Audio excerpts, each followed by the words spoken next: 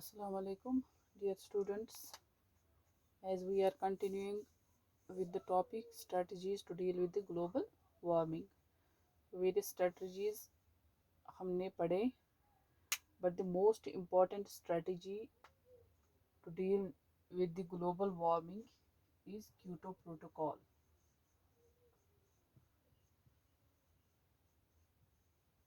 Kyoto Protocol. This is one of the most important strategy. जैसे कि हमने देखा कि हमारे पास कौन से ऐसे मेजर्स है जिससे हम ग्लोबल वार्मिंग को कम कर सकते हैं। ठीक है, ये हमने ऑलरेडी पढ़ा कि हमें रिड्यूस करना है बर्निंग ऑफ फॉसिल फ्यूल्स को, है ना, हमें यूज़ करने हैं रिन्यूएबल एनर्जी सोर्सेज, हमें रिड्यूस करना है डिफॉरेस्टेशन को एक्स्ट्रा। सो एक इम्पॉर्टेंट स्ट्रेटजी ये भी है कि हमें क्योटो प्रोटोकॉल थ्रू हमें ग्लोबल वार्मिंग को कम करना है। अब ये क्योटो प्रोटोकॉल है क्या? ठीक है, सो ये जो क्योटो प्रोटोकॉल है, this is the another strategy to deal with this global warming, and this Kyoto protocol, it is an agreement. Protocol means agreement. So this is an agreement, and this agreement aim to reduce carbon dioxide emissions and other greenhouse gases. जो दूसरे green house gases हैं, एक तो carbon dioxide emissions को कम करना है, और जो दूसरे जो ग्रीन हाउस गैसेस हैं उनको भी कम करना है। ठीक है, तो यहाँ पर जो क्योटो प्रोटोकॉल जो है, प्रोटोकॉल हियर मींस एक एग्रीमेंट। ठीक है, एक एग्रीमेंट बनाया गया है। क्यों बनाया गया? In order to reduce this carbon dioxide emissions and other green house gases, जैसे CFCs है ना, मीथेन है, या हाइड्रोफ्लोरोकार्बन्स है, परफ्लोरोकार्बन्स है एक्स्ट्रा, तो उनको भी कम करना है, इसीलिए ये एग्रीमेंट बनाया गया है। ठीक है, so this agreement, that is this Kyoto protocol, it is an international treaty. International treaty. So यहाँ पर ये जो एग्रीमेंट बनाया गया, that is this protocol, it extends 1992 UNFCCC. पहले एक इसने इस क्योटो प्रोटोकॉल ने एक्सटेंड किया। ये जो UNFCCC बनाया गया था, अब पहले ये बनाया गया था UNFCCC का फुल फॉर्म जो है, that is United Nations framework convention on climate change.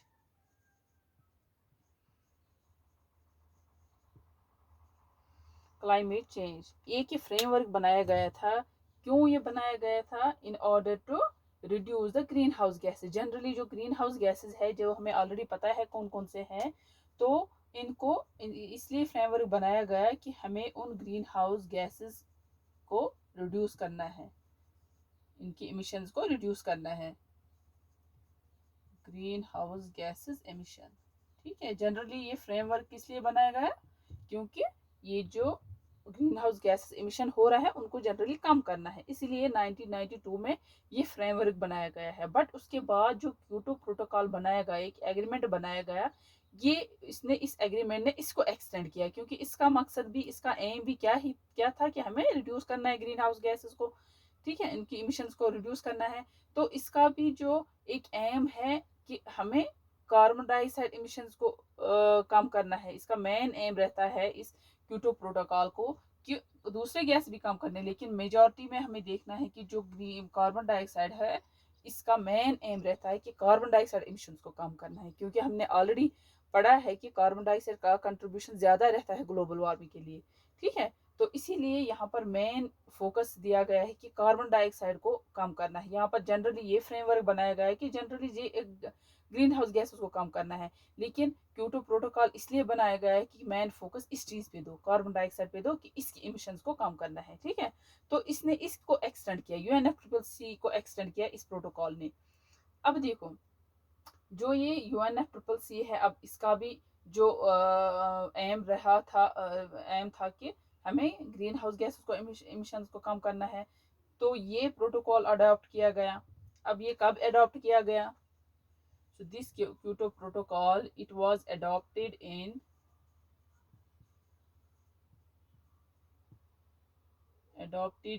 Kyoto, Japan. ये एक जगह है क्यूटो, कहाँ पर है? जापान में। और ये तब अडॉप्ट किया गया, इस क्यूटो जापान में ये अडॉप्ट किया गया। ठीक है, इन ऑन 11 दिसंबर 1997। अब ये 92 में ये फ्रेमवर्क बनाया गया था। अब उसके बाद एक ये एग्रीमेंट बनाया गया, वो 1997 में बनाया गया। तो इसी ने एक्सटेंड किया इस यूएनएफसीसीसी को। दोनों का एम जो है वो सेम ही है कि ग्रीन हाउस गैसेस को कम करना है, इनकी एमिशंस को कम करना है। बट यहाँ पर प्रोटोकॉल में, क्योटो प्रोटोकॉल में मेन फोकस दिया गया है कार्बन डाइऑक्साइड एमिशंस पे। तो अब देखो, ये जब अडॉप्ट किया गया ऑन 11 दिसंबर 1997 में, and this protocol, this agreement, it came into force. This agreement came into force on 16 February 2005। देखो, ये बना, अडॉप्ट किया गया था 1997 में। उसके बाद इसको फोर्स में लाया गया कब? 16 फरवरी 2005। ठीक है, तब से इस पे जो है ये अमलाया गया ये वाला एग्रीमेंट कि हाँ जी हमें करना है, अब रिड्यूस करना है। यहाँ पर अडॉप्ट किया गया था, लेकिन अब हमें करना है, हमारे लिए अब नीड बन गई है, इमरजेंसी बन गई है कि हमें रिडक्शन करनी है ग्रीन हाउस गैसेस की। ठीक है, तो अब ये 2005, 16 फरवरी 2005 में ये फोर्स में लाया गया। अब यहाँ पर ये देखना है कि कितने स्टेट्स ने इस एग्रीमेंट पे साइन किया। जो एग्रीमेंट बनाया गया क्योटो एग्रीमेंट,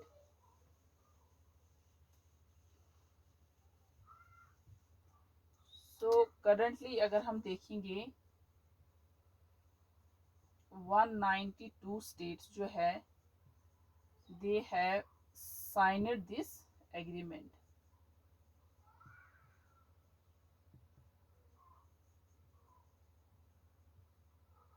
कितने हम देखेंगे? 192 स्टेट्स। तो उन्होंने ये एग्रीमेंट जो है ये साइन किया है। ठीक है, क्योंकि हमने पता है कि क्योटो प्रोटोकॉल का जो एम है that is to reduce carbon dioxide emissions. अब अगर इतने इमिशंस, ये जो इमिशन बताए गए हैं कि हाँ कितने इमिशंस को हमें कम करना है, but to emit more than the assigned limit, अगर बताया गया है कि इतने लिमिट में आपको इमिशंस करने हैं, अगर उससे ज़्यादा इन्होंने इमिट किया कार्बन डाइऑक्साइड को या जो दूसरे ग्रीन हाउस गैसेस है, at that time it will result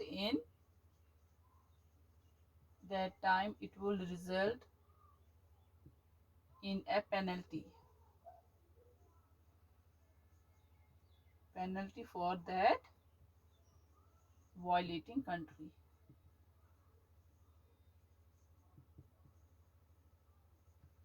देखो, यहाँ पर हमने देखना है कि कब ये पेनल्टी उस कंट्री के लिए पड़ेगी, जब उसने असाइन्ड लिमिट से ज्यादा इमिट किया ग्रीन हाउस गैसेस को। ठीक है,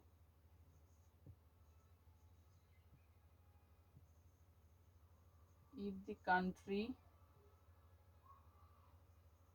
emits more than the assigned limit, जितना उसको बताया गया है कि इतने इमिट करो आप ग्रीन हाउस गैसेस को, अगर उसने उससे ज़्यादा किया तो उस टाइम उस पर पेनल्टी पड़ेगी, उनको पेनल्टी देनी है उस टाइम, क्योंकि उन्होंने उस लिमिट से वो आगे निकल गए हैं, उन्होंने ज़्यादा इमिशन किया है ग्रीन हाउस गैसेस का। ठीक है, तो ये एग्रीमेंट जो है ये कितने ग्रीन हाउस गैसेस पे अप्लाई किया जा रहा है, मतलब ये कितने ग्रीन हाउस गैसेस, हमें कौन कौन से ग्रीन हाउस गैसेस के एमिशंस को कम करना है, तो वो कौन कौन से हैं? वो है कार्बन डाइऑक्साइड। ठीक है, यहाँ पर मैं आपको लिखूं कि जो ये एग्रीमेंट है, it applies to the 6 green house gases. कौन कौन से? First it is carbon dioxide, main important जो है दैट इज कार्बन डाइऑक्साइड। इसी तरह CFC, ये मीथेन। इसी तरह नाइट्रस ऑक्साइड। इसी तरह हम देखेंगे हाइड्रोफ्लोरोकार्बन्स। इसी तरह हम देखेंगे परफ्लोरोकार्बन्स। It is hydrofluorocarbon, it is perfluorocarbons, and lastly it is sulfur hexafluoride। Sulphur hexafluoride. तो ये जो है दी 6 ग्रीन हाउस गैसेस, सो इनके लिए ये एग्रीमेंट अप्लाई किया गया है। इन ये जो ग्रीन हाउस गैसेस हैं इनकी एमिशंस को कम करना है, इसलिए ये एग्रीमेंट जो है ये बनाया गया है। तो मेन इंपॉर्टेंट जो यहाँ पर है कार्बन डाइऑक्साइड एमिशंस को कम करना है, वो ऑलरेडी हमने पढ़ा है क्यों ज़्यादा इस पर फोकस किया जा रहा है। तो ये क्योटो प्रोटोकॉल जो है इसने कंट्रीज को सेपरेट किया इनटू 2 ग्रुप्स। यहाँ पर बताया गया है कि हाँ जी ये जो एग्रीमेंट है हमें इमिशंस कम करने हैं ग्रीन हाउस गैसेस के, ठीक है। बट इसकी वजह से क्योटो प्रोटोकॉल की वजह से जो कंट्रीज है they are separated into 2 groups.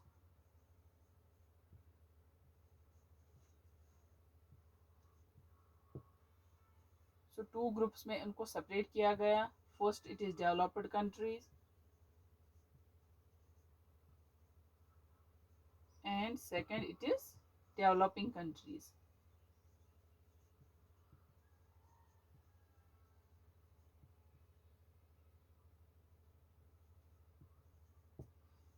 so as per this protocol only 37 countries जो है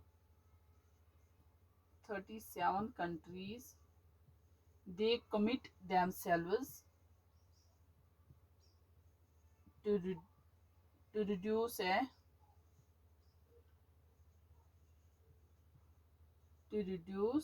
this 4 greenhouse gases।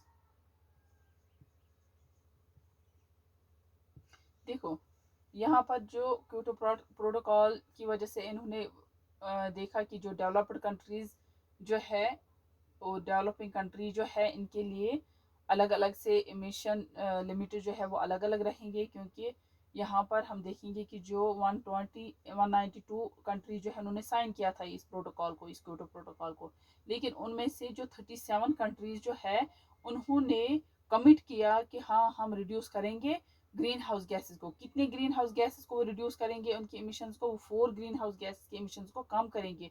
उन्होंने बताया कि हम ये ग्रीन हाउस गैसेस के इमिशंस को कम करते हैं। बट दो 37 कंट्रीज जो थे वो डेवलप्ड कंट्रीज थे। जो 37 कंट्री जो थे वो कौन से थे, वो डेवलप्ड कंट्रीज थे। तो उन्होंने कमिट किया कि हाँ हम इन 4 ग्रीन हाउस गैसेस को की इमिशंस को कम करेंगे। वो कौन कौन से था, कौन कौन सा ग्रीन हाउस गैस है, वो है carbon dioxide, methane, nitrous oxide and sulphur hexafluoride. So उन्होंने बताया कि इन 37 डेवलप्ड कंट्रीज ने बताया कि हम इन 4 ग्रीन हाउस गैसेस के एमिशंस को रिड्यूस करेंगे, ठीक है। सो अंडर द प्रोटोकॉल, इस प्रोटोकॉल में बताया गया, so under this protocol that is this Kyoto protocol, ठीक है, जो इंडस्ट्रियलाइज्ड, फर्स्ट यहाँ पर हम देखेंगे कि जो इंडस्ट्रियलाइज्ड कंट्रीज है, industrialised countries they were to reduce greenhouse gases by 5.2%। अब जो इस प्रोटोकॉल की वजह से इन्होंने देखा कि जो ये इंडस्ट्रियलाइज्ड कंट्रीज हैं उनको रिड्यूस करना है ग्रीन हाउस गैसेस को, कितना करना है रिड्यूस, उनको 5.2% रिड्यूस करना है। लेकिन यहाँ पर ये भी देखा गया कि जो इंडस्ट्रियलाइज्ड दैट मीन्स जो ये जहाँ पर प्रोडक्शन ज़्यादा होती है प्रोडक्ट्स की, तो वहाँ पर 5.2% जो है वो इनको एमिट करना है, उन कंट्रीज़ को जो इंडस्ट्रियलाइज्ड कंट्रीज़ हैं उनको ये ग्रीन हाउस गैसेस के एमिशंस को रिड्यूस करना है बाय 5.2%। ठीक है, फॉर एग्जांपल हम देखेंगे यूरोपियन कंट्रीज़, मगर यहाँ पर ये भी देखना है, ये भी याद रखना है कि जो कंट्रीज़ है हर एक कंट्रीज़ के लिए उसके लिए अलग अलग टारगेट रखा गया है, उसके अपने टारगेट्स है कि कितने वो रिड्यूस कर सकता है, क्योंकि it depends upon the production. ठीक है, कि इंडस्ट्रियलाइज कंट्री जो भी है वहाँ पर देखना है कितना प्रोडक्शन, अगर ज़्यादा प्रोडक्शन हो रहा है तो वहाँ पर उनको ज़्यादा एमिशन लिमिट्स दिए जाएंगे। ठीक है, अगर मतलब एमिशन लिमिट्स के उनको रिड्यूस करना है, उनको कम करना है एमिशन को, तो वहाँ अगर फॉर एग्जांपल यूरोपियन कंट्री में आपको यहाँ पर बता दो, अगर यूरोपियन कंट्री है वहाँ पर उनको बताया गया है कि आप 8% को कम करो, दैट मीन उनको रिड्यूस करना है ग्रीन हाउस गैसेस को कितना, 8%। इसी तरह अगर हम लेंगे यूनाइटेड स्टेट्स, ठीक है, उनको जो इमिशंस करने हैं उनको 7% करने, दैट मीन्स यहाँ पर 1% से कम है, किससे, यूरोपियन कंट्री से यूनाइटेड स्टेट्स को 1% कम हो रहा है, दैट मीन्स प्रोडक्शन कहाँ पर ज़्यादा है। इसका मतलब यहाँ पर समझ आया कि यूरोपियन कंट्रीज में ये भी इंडस्ट्रियलाइज कंट्री, ये भी इंडस्ट्रियलाइज की, इसका मतलब यहाँ पर जो है प्रोडक्शन ज़्यादा हो रहा है, इसलिए यहाँ पर इनको एमिशन लिमिट्स ज़्यादा ही है as compare to these United States. इसी तरह हम देखेंगे कनाडा को बताया गया है कि 6% वो रिड्यूस करे ग्रीन हाउस गैसेस को, क्योंकि इनका प्रोडक्शन कम होगा as compare to these to.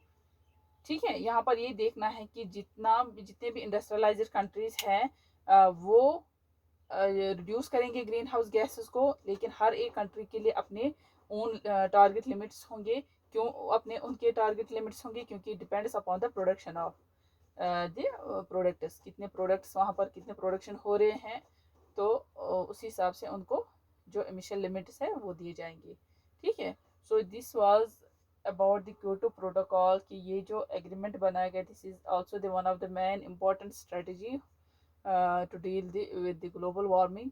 सो ये जो प्रोटोकॉल है, the main aim of this protocol is to reduce carbon dioxide emissions. तो या इसमें हमने ये भी देखा कि UNFCCC जो है वो भी फ्रेमवर्क जो बनाया गया था, that was also to reduce the green house gas emissions. So वो भी एक फ्रेमवर्क इसीलिए बनाया गया था, ग्रीन हाउस गैस एमिशंस को रिड्यूस करना है, तो उसके बाद ये अडॉप्ट किया गया ये प्रोटोकॉल।